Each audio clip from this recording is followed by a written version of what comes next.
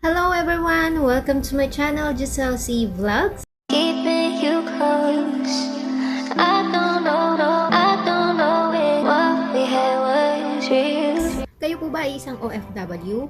Kung kayo po ay isang OFW, malamang kayo po ay merong OWA. Ano nga po ba ang OWA? Ang OWA stands for Overseas Workers Welfare Administration. Isa tong ahensya ng gobyerno sa Pilipinas na makakatulong sa ating mga kapwa OFW at maging sa ating pamilya sa Pilipinas. Ang mandato ng OWA ay bantayan ang kapakanan ng ating mga kapwa OFW sa abroad at maging sa ating pamilya sa Pilipinas. Ilan sa programa ng OWA ay ang Financial and Legal Assistance, Insurance Coverage, Training at iba pa. Ang tutorial na ito ay kung paano gumawa o magrehistro ng ating OWA gamit ang ating mobile phone at kung paano tayo makakapagbayad online. Lalo na kung ang ating ginagamit na payment mode is GCash. Kaya samahan niyo na ako! Tara, let's!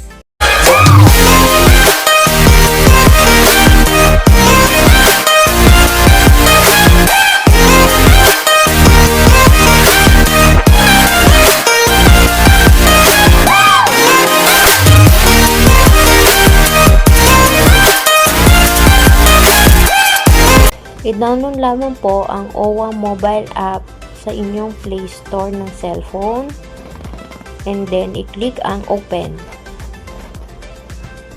Once mabuksan nyo na ang OWA mobile app, i-click nyo lamang po ang login. Para makagawa ng account sa OWA, i-click ang verify your account here. Sagutan lamang po ang mga detalye sa ibaba para ma-verify ang inyong OWA membership, katulad ng email address, last name, first name, middle name, extension name, cellphone number, birth date, at saka i-click ang verify.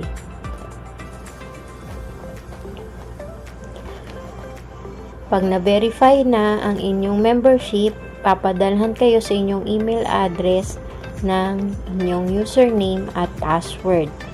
Then, i-click ang OK. Once na ma-receive nyo ang inyong username at password sa inyong email, maaari nyo din palitan ng inyong password once na nabuksan nyo na ang inyong OWA mobile app. Bumalik tayo sa OWA mobile app.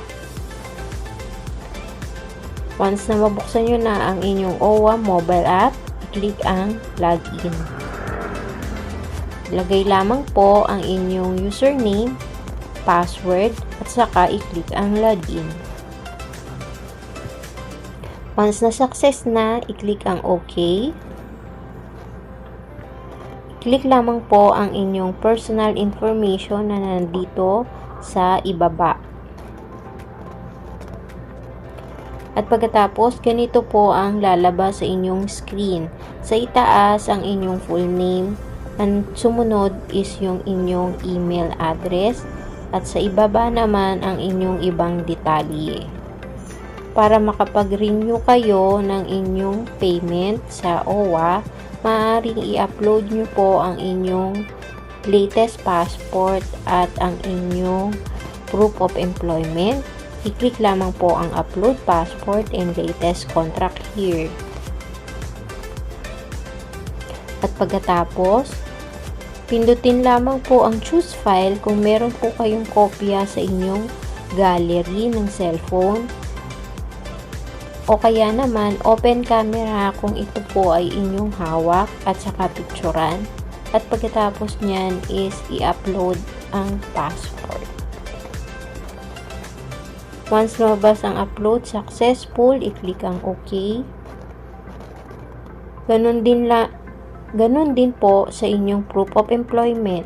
I-click ang choose file kung meron kayong kopya sa inyong mga gallery ng inyong cellphone o hindi kaya open camera kung ito ay hawak ninyo. And then, saka i-click ang upload file.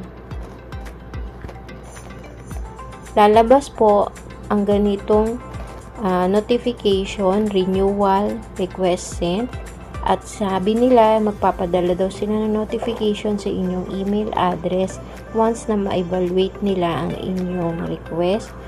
Then, i-click nyo lamang po ang OK. At ganito po ang lalabas sa inyong dashboard.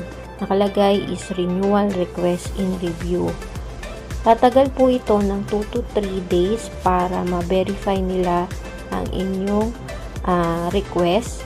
Sa akin kasi is 24 hours lang is na verify na nila at ito ang lalabas.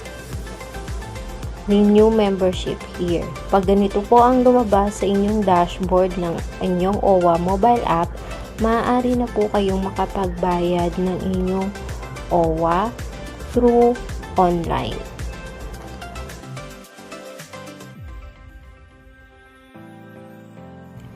At para makapagbayad tayo ng ating OWA, i-click lamang po ang OWA mobile app at pagkatapos mag-login.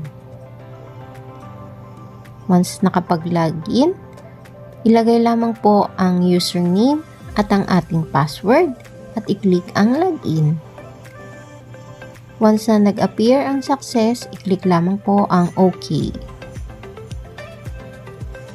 At pagkatapos, i-click po ang personal information na nasa ibaba.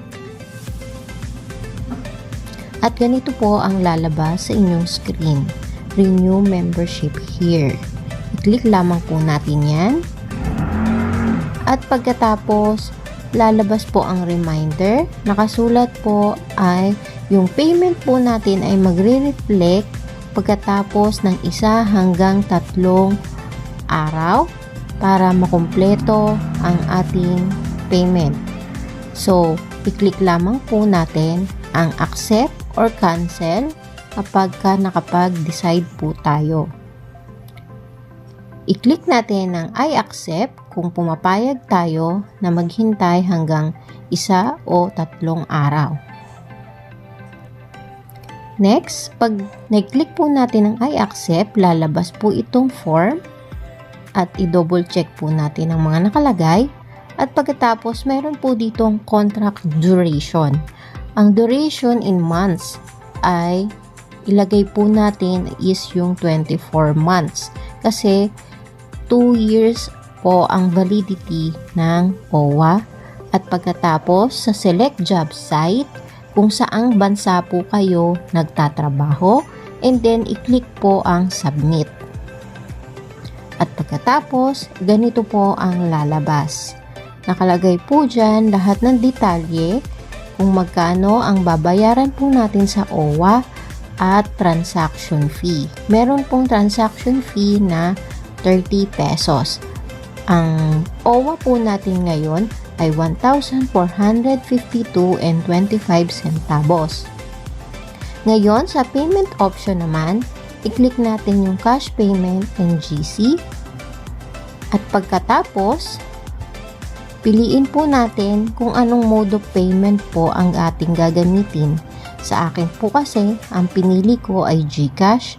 So, i-click ko po itong cash payment and GCash, Maya, ShopeePay, and GrabPay via MYEG.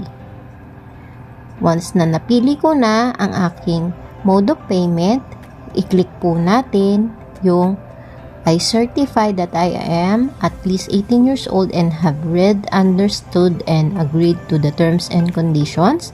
At pagkatapos, i-click ang submit.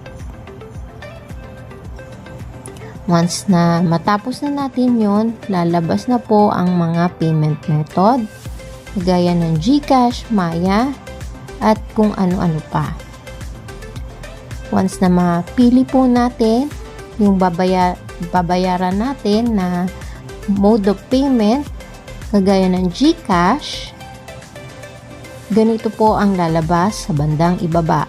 Nandyan po ang order number, ang pangalan ng merchant, at yung amount na babayaran, and of course yung may convenience fee na 30 pesos. So, ang total na babayaran po natin ay 1,482.25 centavos. Once na double check na natin, i-click natin ang proceed. At pagkatapos, meron na naman po silang reminders kung ito po ay ipoproceed natin. Kung ipoproceed natin, i-click natin ang OK. Maghintay lamang po tayo ng ating request kung ito ay na-process na nila. At pagkatapos, ito po ang lalabas sa inyong screen. Magpapadala sila ng QR code. So, isave po natin ito sa ating mga cellphone. At pagkatapos, pumunta tayo sa ating GCash app. And then, i-click natin yung QR na nasa ibaba. At pagkatapos, kung ito'y na-save natin sa ating gallery, yung QR code na binigay sa atin, i-click lamang po natin yung upload QR. Once na na-upload na natin yung QR, ganito po ang lalabas. I-double check po natin kung pareho po ang total na nandoon sa ating OWA app at dito sa ating GCash. Once na double check na natin, i-click lamang po ang pay sa ibaba. At pagkatapos, dito sa ating OWA app, lalabas po ang payment result. Once na succeed, color green na check ang lalabas. Nakasama po ang mga ibang detalye katulad ng reference number, pangalan ng merchant, syempre ang inyong email address, date and time, order number, transaction ID, transaction amount, at yung total na binayaran natin. At pagkatapos, magpapadala din po sila ng transaction status sa ating mga email address. Gaya po ng sinabi ko, it takes 1 to 2-3 days para mag-reflect po sa ating OWA app ang ating binayaran.